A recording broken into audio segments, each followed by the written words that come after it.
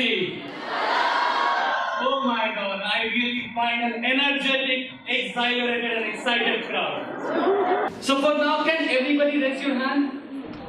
Wonderful, wonderful. Okay, just keep it up for some time, for me, please. Okay. So now this gives me the pulse of the audience.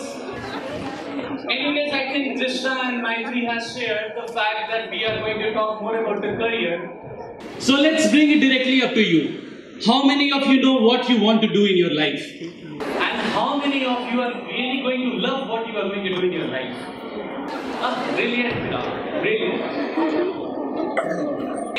As a career counselor, what I can say you is that if you know what you love, what you want to do, then probably you know what your strength is. And you have to work around your strength. We are going to organize a career fest that's happening on 18th of November this season, so that we can introduce you to the new generation careers. It will be followed by a fashion show and a lot of wonderful workshops with a lot of experts from the industry, from various fields, various career options that you can imagine.